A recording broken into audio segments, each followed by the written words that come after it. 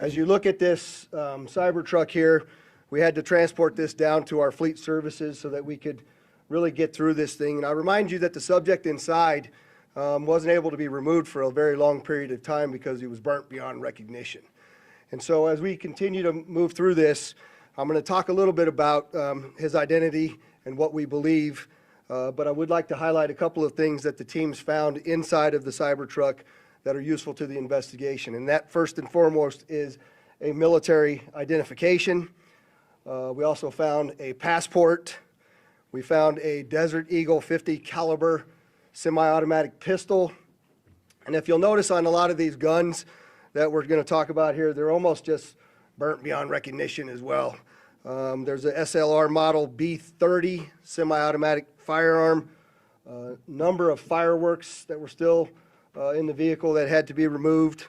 Notably, we found an iPhone and a smartwatch, and then several credit cards were also in the name of our subject. Our subject is 37-year-old Matthew Livelsberger. He's of Colorado Springs, Colorado, born July 22nd of 1987. Now, as you'll see here on a picture of his driver's license, let's see, the question really still remains for me, and I know that there's a lot of you folks in the media that are identifying this person as the person in our vehicle. As I mentioned to you already, his body is burnt beyond recognition, and I do still not have confirmation 100% that that is the individual that was inside of our vehicle.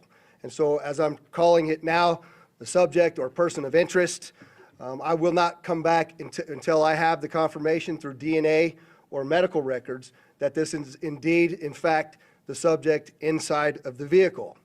Now, further complicating this identification of this individual, we also discovered through the coroner's office that the individual had sustained a gunshot wound to the head prior to the detonation of the vehicle. One of the handguns was found at his feet inside of the vehicle.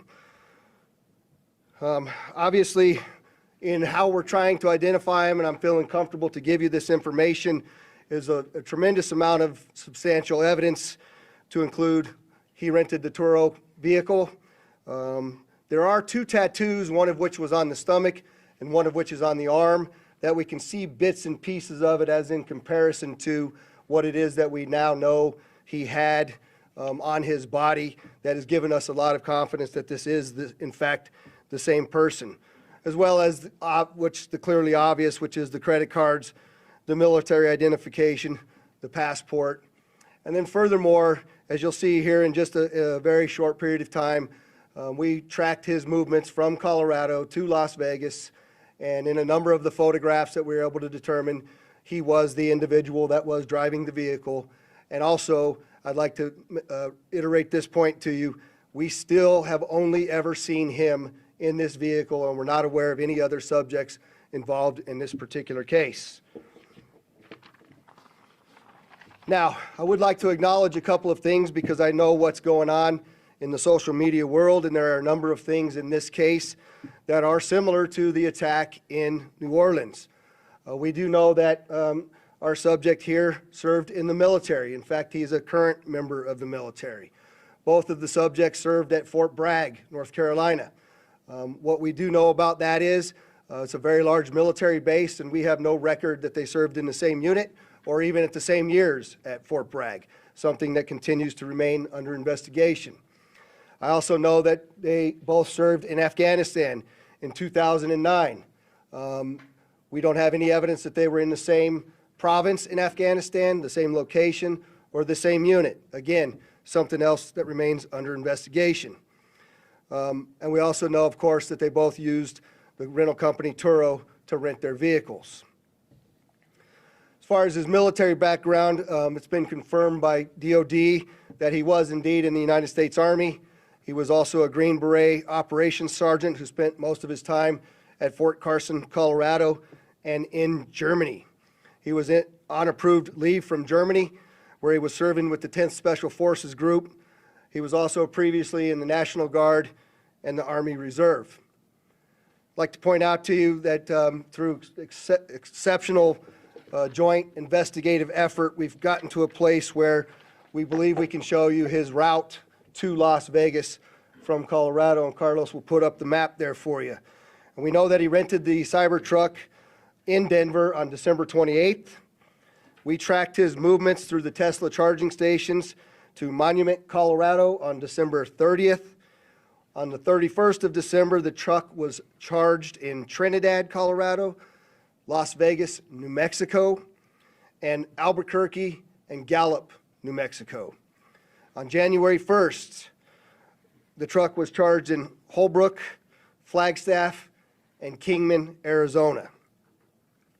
We last tracked the truck in Kingman at 05:33 yesterday morning. The truck was first spotted in Las Vegas at 7:29 a.m. yesterday. And Carlos will pull up a picture of the truck pulling onto Fashion Show Drive here. And that picture was observed at about 7:34 a.m. We know that he pulled into the Trump Valet, and I believe we have a video of that. You can see the Cybertruck highlighted there.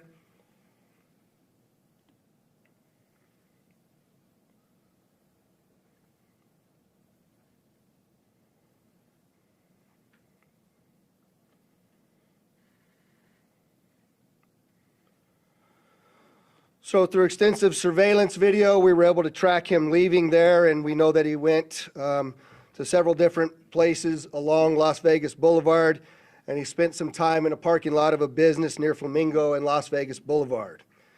We didn't have a video of the truck pulling back onto Las Vegas Boulevard from the Sands.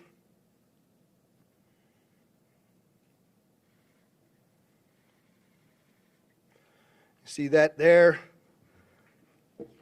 That's north on the boulevard from Sands at 8:39, where he then immediately heads to the Trump Hotel, pulls into the valet area, and as of course you all know, the explosion occurs within 17 seconds of his arrival at the valet.